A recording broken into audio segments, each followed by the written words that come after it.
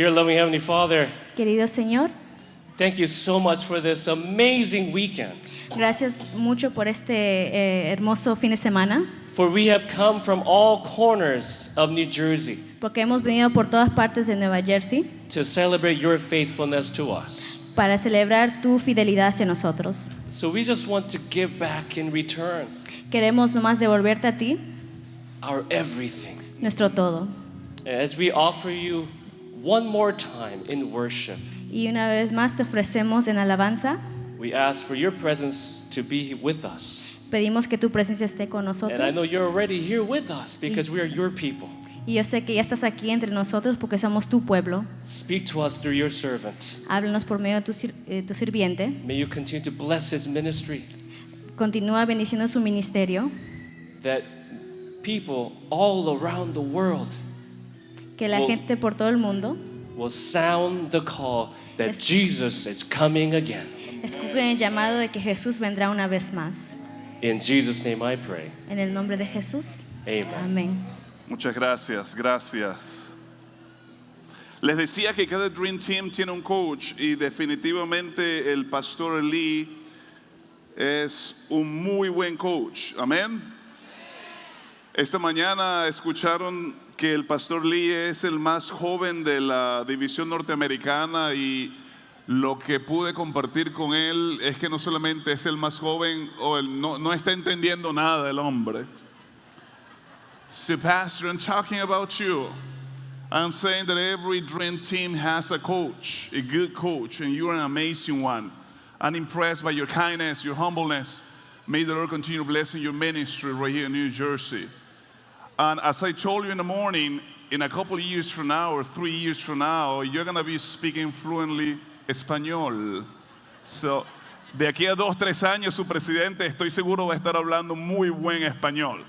Así que es lindo. Gracias a todos los que participaron en el concierto. Oh, qué talentos tienen ustedes en las iglesias locales. Qué talento. Francamente, a mí me hubiese gustado quedarme sentado escuchando a los cuartetos, a los músicos, a los cantantes, al coro. Y qué hermoso mensaje nos trajeron nuestros pastores al final, ¿no es cierto? Al clamor de medianoche, el clamor final, se alzará la voz y Jesús vendrá. Justamente esa es la pregunta que nos formulamos en este momento al ya ir terminando nuestro campestre del año 2024. ¿Vendrá Jesús en nuestra generación? Por supuesto, es algo que estoy seguro todos nosotros quisiéramos, ¿no es cierto? El pastor Lee esta mañana, al compartir su visión para la conferencia de New Jersey en este quinquenio, mencionaba acerca del Evangelio según San Mateo, el capítulo 24. Y uno de los malos entendidos cuando hablamos de Mateo 24 es que este capítulo encierra las señales de Jesús o de la venida de Jesús. Y con frecuencia predicamos o decimos que estas señales son terremotos, hambrunas, pestes, guerras, rumores de guerra, falsos cristos, entre otras cosas. Pero no, todos estos son indicadores de la venida de Jesús. No representan las señales de la venida de Jesús, por lo menos por 2 puntos. Número 1, Jesús dice habrá hambre, terremotos, crisis y todavía no es el fin. De hecho, Jesús dijo que todas estas cosas son apenas principio. Y si tú lees el capítulo 24, versículo 3, te darás cuenta que Jesús, o mejor dicho, los discípulos no le preguntan a Jesús cuándo serán las señales de tu venida o del fin del mundo. La pregunta de los discípulos fue ¿cuál será la señal en el singular? Y en el versículo 14 entonces Jesús presenta la señal. El evangelio será predicado como testimonio a todas las naciones y ¡boom! Vendrá el fin. La gran señal de la venida de Jesús, amigos, es la predicación del evangelio. Pero hay muchos cristianos aquí en Norteamérica, aquí en New Jersey. Mi pregunta ¿es este el mismo caso alrededor del mundo? Hay por lo menos 4 grupos de personas en nuestro planeta Tierra. 4 grupos. En realidad son 2, pero los he subdividido en 4 grupos. Encontramos el grupo D. El grupo D está conformado por cristianos. Estos cristianos son hacedores y no meramente oidores de la palabra. Estos cristianos toman muy en serio la gran comisión de Jesús de ir a ser discípulos. Yo espero que ustedes estén en el grupo D. Pero mira la proporción, apenas uno, nos dicen los estudios, las estadísticas, 1 de cada 10 son cristianos que están tomando bien en serio la gran comisión dada por Jesús. El grupo de cristianos C, 2 de cada 10, son cristianos nominales, es decir, son aquellos que van a la iglesia una vez a la semana o 2 veces a la semana. Son aquellos que de vez en cuando participan,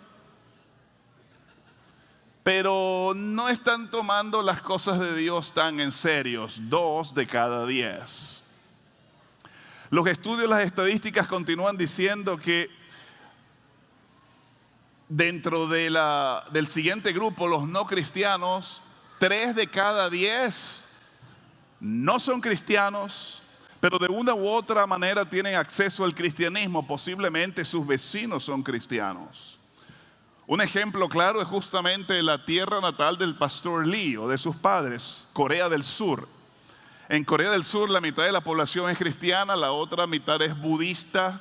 Hay muchos budistas que obviamente no conocen a Jesús, pero tienen contacto con los cristianos, pues sus vecinos son cristianos o algunos de sus vecinos son cristianos.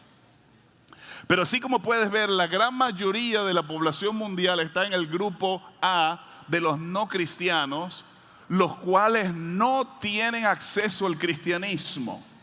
Están separados por una barrera cultural, una barrera religiosa. Se me viene, por ejemplo, las personas en Yemen, o en Arabia Saudita, o en Sudán. No solamente están ajenos al evangelio, no conocen a Jesús, pero tampoco tienen acceso al evangelio. 4 de cada 10. Por supuesto, si lo sumamos con este grupo, estamos hablando, damas y caballeros, de 7 de cada 10 personas que no son cristianos y posiblemente no han escuchado el evangelio. 7 de cada 10. 1, 2, 3, 4, 5, 6, 7. Este grupo no ha escuchado de Jesús. Y si seguimos así, nos daremos cuenta que la gran mayoría de este auditorio entonces no ha escuchado de Jesús. La población mundial actual está en unos 8,000 millones de personas o 8 billones de personas.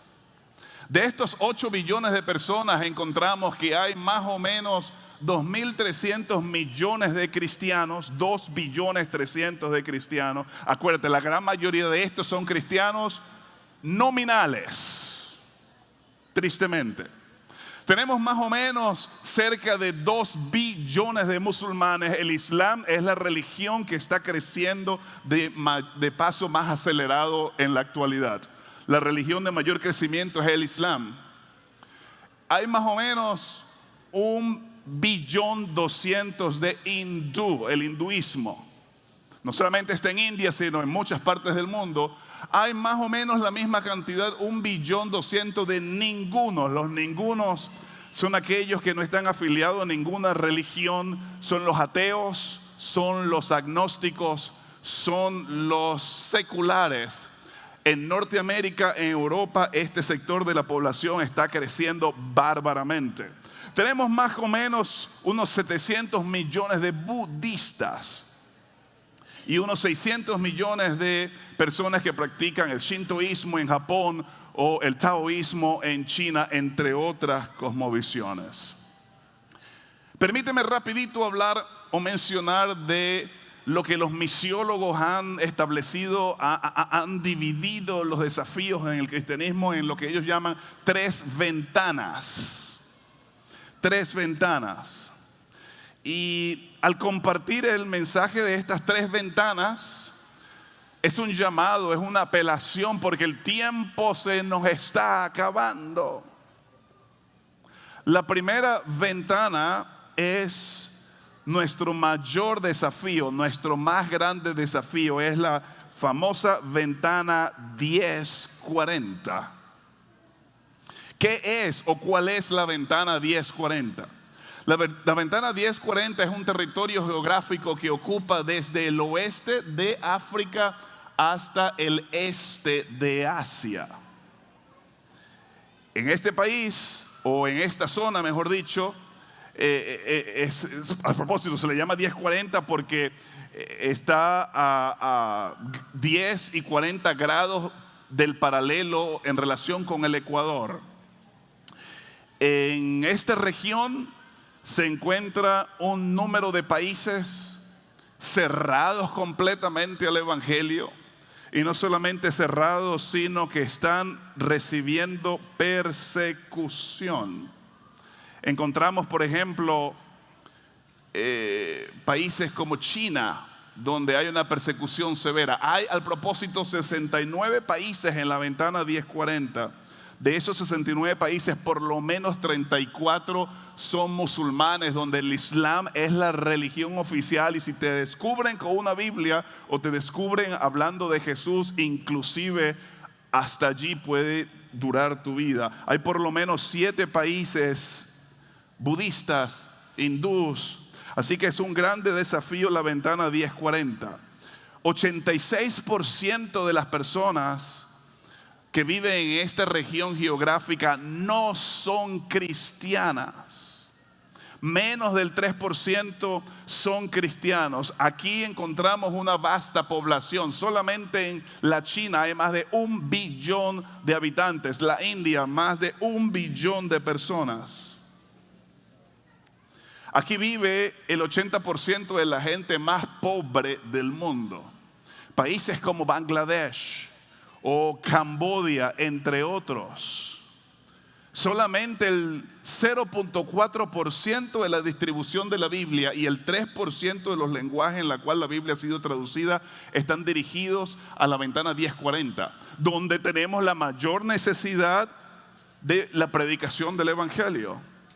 Menos del 10% de los misioneros cristianos sirven en la ventana 1040. Por eso es que te digo que esto es nuestro mayor desafío, principalmente en la ventana 1040. Te dije que eran 3. La segunda ventana es la urbanización. Es nuestra mayor necesidad, urbanización. ¿Sabías tú que para el año 2050 el 68% de la población mundial va a estar viviendo en las grandes ciudades? 68%. Hoy día tenemos lo que se conoce como mega cities o mega ciudades, y por lo menos 50 de estas mega ciudades, las menos evangelizadas, están justamente en el territorio de la ventana 1040. Y estamos hablando de Tokio, con una población de 38 millones de personas. New Delhi, 27 millones, Shanghai, 25, Beijing, 22. Esto sin mencionar a Lagos, a Bangkok, a Seúl, entre otras mega ciudades, donde hay una gran cantidad de personas que nunca han escuchado del Evangelio de Jesús. Nosotros como adventistas, o algunos de nosotros como adventistas, tenemos esta actitud anticiudad. Y si todos nos vamos a un lugar rural para vivir, si todos nos vamos a los campos, a los montes, ¿quién les va a predicar a esta gran cantidad de personas que están en las ciudades?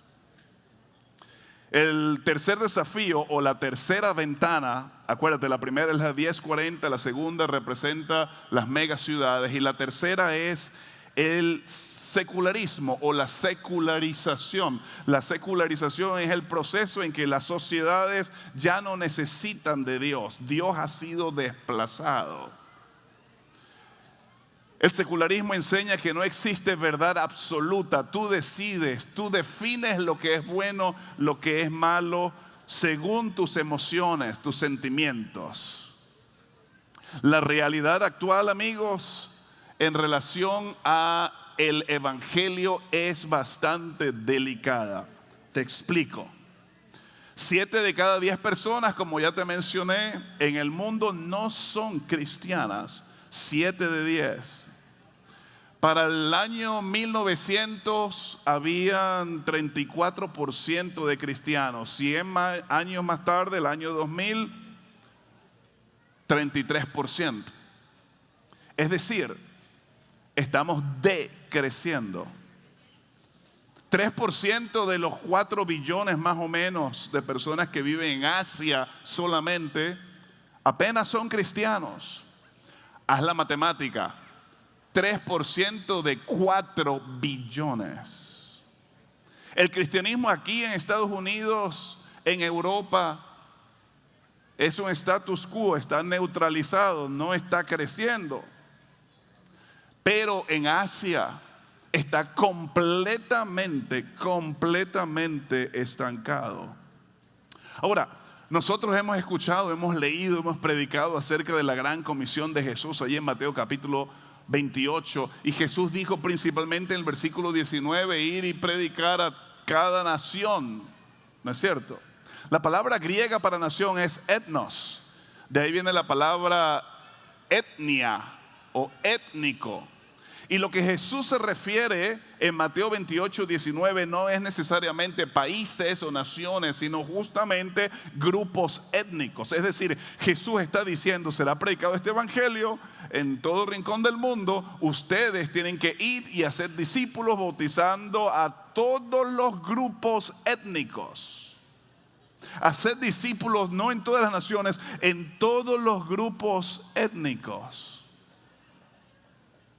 ¿Sabías que solamente en Indonesia hay 1.331 grupos étnicos que hablan 742 lenguajes diferentes? Solamente en Indonesia. Estos 1.331 grupos étnicos tienen diferentes lenguajes, diferente cultura. En África hay 3.000 grupos étnicos que hablan lenguajes, dialectos diferentes, por lo menos 2.000. Así que mis amigos, es un grande desafío. Por si fuera poco, la Biblia ha sido traducida más o menos a 2.200 lenguajes y dialectos, pero casi el doble, 4.218 lenguajes y dialectos no tienen acceso a la Biblia. Es decir, estos grupos étnicos no tienen acceso a las Sagradas Escrituras, pues la Biblia no ha sido traducida a su dialecto, a su idioma. No hace mucho tiempo atrás estuve en el Museo de la Biblia, no muy lejos de aquí, en Washington, D.C. Llevé a mis chicos. En el sótano había una exhibición de justamente los dialectos, los lenguajes en que la Biblia no ha sido traducido. Y había biblioteca tras biblioteca, stand, bookshelf tras bookshelf, de libros amarillos. Todos estos libros amarillos justamente representan los dialectos, los idiomas en que la Biblia no ha sido traducido. Una representación visual de la grande necesidad de jóvenes, de hermanos, de señoritas que se dediquen a servir a Dios y ser misioneros en estos lugares remotos, aprender el idioma para traducir la palabra de Dios en estos dialectos. Menos del 1% de la distribución de la Biblia llega a la ventana 1040. Solo el 3% de los lenguajes en que ha sido traducida la Biblia se encuentra en el territorio o se habla en el territorio de la ventana 1040.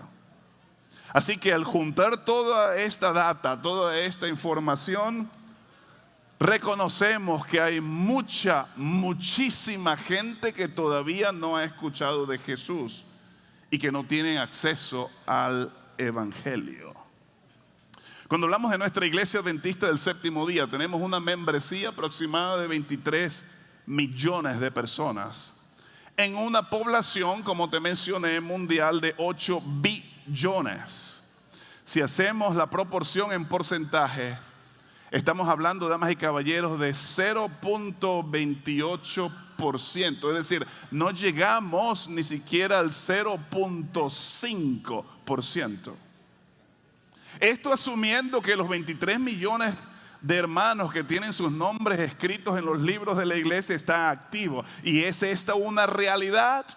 Por supuesto que no. De hecho, siendo generosos, diríamos que unos 12 millones, la mitad está activo, y si esto es así, apenas el 0.15% de cristianos adventistas en relación al mundo. La pregunta es, al medir el rate, la tasa de natalidad que cada día se duplica, está creciendo de manera exponencial, con la membresía de nuestra denominación, que sin duda entendemos es el remanente de Apocalipsis 12 al 14, tenemos que llevarnos las manos a la cabeza, porque si seguimos con esta estadística, no, querido, Jesús no va a venir en nuestra generación. De hecho, no es Elena White la que escribió: nosotros como remanente hemos fallado. Y la mayor evidencia que hemos fallado es que todavía estamos en este mundo de dolor. Pero la buena noticia es que la profecía bíblica claramente establece que la obra se terminará. La obra se terminará cuando el Espíritu del Dios vivo descienda sobre aquellos que estén dispuestos a servirle y a ser sus instrumentos. ¿Estarás tú en ese grupo? Amén. La profecía nos dice que solamente un fenómeno sobrenatural, el descenso del Espíritu Santo, marcará el fin de la predicación, el clamor de medianoche, como cantaron nuestros pastores. Así como la iglesia apostólica nació, creció, se expandió por un fenómeno sobrenatural, el derramamiento del Espíritu Santo, de la misma manera, damas y caballeros, terminará. Mira lo que escribió Elena White en el libro Eventos de los Últimos Días. Es con ferviente anhelo que anticipo el tiempo cuando se repetirán los sucesos del día de Pentecostés. Pero, aún con mayor poder que en esa ocasión. Juan dice: vi otro ángel descender del cielo con gran poder, y la tierra fue alumbrada con su gloria. Hablamos de esto esta mañana. Entonces, como en el momento de Pentecostés, la gente oirá la verdad que será presentada a cada hombre en su propio idioma. En visiones de la noche pasó delante de mí un gran movimiento de reforma en el seno del pueblo de Dios, del remanente. Muchos alababan a Dios, los enfermos eran sanados y se efectuaban otros milagros. Se advertía un espíritu de oración como lo hubo antes del gran día de Pentecostés. Así que la profecía es clara. El derramamiento del Espíritu Santo marcará la predicación del Evangelio y el cumplimiento de la señal de la venida de Jesús. Y entonces vendrá el fin. Por lo tanto, damas y caballeros, tú y yo en esta hora, al ya ir cerrando este campestre 2024, deberíamos hacernos una grande pregunta, una grande petición. En el campus de la Universidad Adventista del Sur, frente al edificio de enfermería, hay una estatua que representa la gran petición, y está en el contexto de Elías antes de ascender al cielo y Eliseo. Si tienes tu Biblia, rápidamente ven conmigo el segundo libro de los Reyes, el capítulo 2, versículo 9, y vamos a leer la gran petición. Eliseo, el siervo de Elías, reconoce que ya su maestro está a punto de ser trasladado al cielo. Y entonces Eliseo le dice a Elías: oh maestro, yo necesito, ¿qué cosa? Una doble porción de tu espíritu. Antes que te vayas, una doble porción de tu espíritu. ¿No crees tú, amigo, es la gran petición para nosotros hoy. Señor, necesitamos una doble porción de tu espíritu. Necesito una doble porción de tu espíritu. Ya tú sabes la historia del llamamiento de Eliseo. En el primer libro de los Reyes, el capítulo 19, versículos 19 al 21. ¿Lo leemos? Primero de Reyes, capítulo 19, versículos 19 al 21. Partió de allí Elías y halló a Eliseo, hijo de Safat, que estaba arando. Delante de él iban 12 yuntas de bueyes. Solamente los ricos tenían 12 yuntas de bueyes. Las personas comunes tenían apenas una o dos. Imagínate, Eliseo y su familia tenían 12. Y él conducía la última. Elías pasó ante él y echó sobre él su manto. Entonces dejó los bueyes, salió corriendo detrás de Elías y le dijo: te ruego me dejes besar a mi padre y a mi madre, luego te seguiré. Y él le dijo: ve, regresa. ¿Acaso te lo estoy impidiendo? Regresó Eliseo, tomó un par de bueyes y los mató. Con el arado de los bueyes coció luego la carne y la dio al pueblo para que comieran. Después se levantó, se fue tras Elías y lo servía.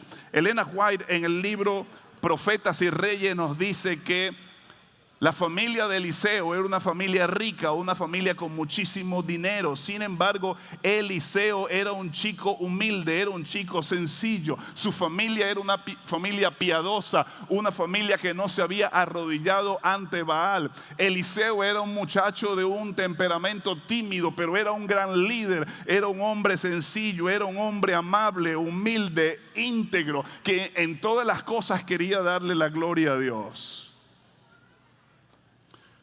En el mismo libro, Elena White dice que Eliseo era fiel en las cosas pequeñas. De hecho, por 8 años estuvo Eliseo sirviendo a Elías. Elías era el protagonista. Pero después encontramos una transición.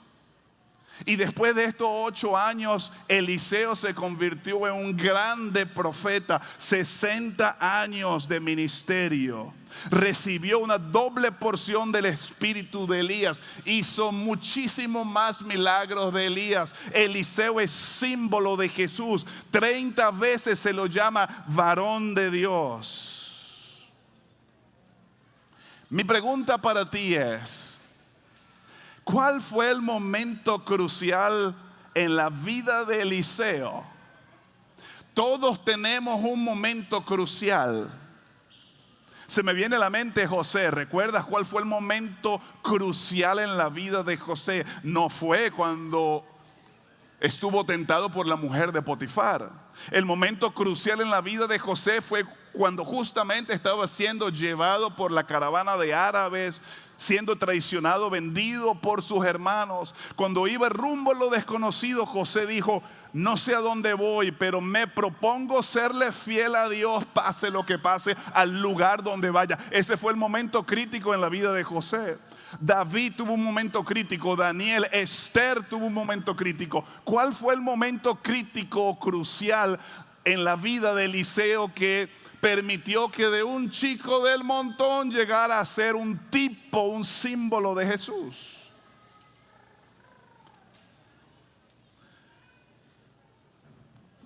El versículo 20 y 21. Acuérdate, primer libro de los Reyes, capítulo 19. Eliseo le dice a Elías: déjame ir a besar a mis padres y te seguiré. Y entonces el versículo 21, permíteme leértelo según la Nueva Versión Internacional, está aquí en la pantalla. Dice: Eliseo tomó su yunta de bueyes. ¿Cuántas? 12. Solamente los ricos, 12. Eliseo tomó las yuntas de bueyes y los mató, los sacrificó. Pero no los sacrificó necesariamente para darle un holocausto a Jehová. No. Quemando no solamente los bueyes, sino la madera de la yunta, asó la carne y se la dio al pueblo, a los siervos, y ellos comieron. Luego Eliseo partió para seguir a Elías. ¿Te diste cuenta? No solo Eliseo le da un beso de despedida a sus padres, sino también le da un beso de despedida al mundo. El momento radical, crítico, crucial en la vida de Eliseo es cuando él rompe con su antigua vida que era muy, muy buena. Eliseo rompe con los medios que lo sustentaban. Él trabajaba con los bueyes, trabajaba con las yuntas. Él lo quema todo y se lo da a los siervos para que tengan un banquete. Es como si Eliseo estuviera diciendo: ustedes pueden quedarse con todo el mundo, pero déjame o dame a Cristo.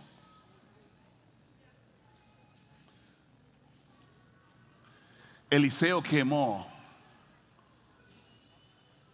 dejando atrás su antigua vida. Esto me hace recordar de uno de los grandes guerreros de la historia, Alejandro Grande, Alejandro el Magno. Una de las historias de Alejandro dice que él estaba en las orillas del imperio persa, reúne a sus soldados, los cuales estaban temblorosos porque los persas tenían un ejército más grande. Y Alejandro lo que hace es quemar los barcos de su propio ejército, de su propia armada, para que los soldados se enfocaran completamente en la misión de pelear contra los persas. Así lo hicieron y los conquistaron. Casi 1000 años más tarde, Hernán Cortés hizo algo similar. Llega a las costas de México con apenas 11 barcos y 500 hombres para pelear contra un imperio civilizado, un imperio muy inteligente y organizado, los aztecas. Los soldados de Hernán Cortés, que al propósito no es un buen ejemplo de moralidad, pero por lo menos aquí el liderazgo, su liderazgo es digno de admirar. Los soldados de Cortés decían: es una misión suicida, es una misión imposible pelear contra los aztecas. Nos van a eliminar. Vámonos a Cuba, y de Cuba huimos a España. Esto llegó a los oídos de Cortés. ¿Y sabes lo que hizo Cortés? Lo mismo que Alejandro. Mandó a quemar las flotas, los 11 barcos que su armada tenía. Y entonces varios soldados a un general le decían: nosotros queremos ir a casa. ¿Cómo ahora vamos a ir a casa? A lo que Hernán Cortés respondió: bueno, si ustedes quieren ir a casa, entonces tendremos que tomar sus barcos. Y la historia nos dice que eso fue exactamente lo que ocurrió. Y yo te pregunto en esta hora: ¿cuáles son las yuntas de bueyes que tienes que quemar? ¿Cuáles son los barcos que tienes que quemar para que te enfoques en la misión de conocer más a Jesús y de compartirlo? Ese fue el momento crucial en la vida de Eliseo, y posiblemente es el momento, o será el momento crucial en tu experiencia como cristiano. Damas y caballeros, no podemos esperar recibir la unción del Espíritu del Dios vivo si nosotros no estamos dispuestos a romper con el mundo de manera definitiva. Elena White escribió: cada verdadero discípulo nace en el reino de Jesucristo como un misionero. Así que no solamente yo soy un misionero, los pastores son misioneros, Daniel es una misionera, tú eres un misionero. Y anoche estudiamos que justamente el cumplimiento profético apunta a ese momento en que el Señor derramará su espíritu sobre toda carne, sobre los chicos, sobre los adultos. Algo similar profetizó el mismo Jesús en Hechos capítulo 1 versículo 8: recibiréis poder. Y entonces me seréis testigos en Jerusalén, en Judea, en Samaria y en el último rincón de la ventana 1040. Ustedes, aquí en New Jersey,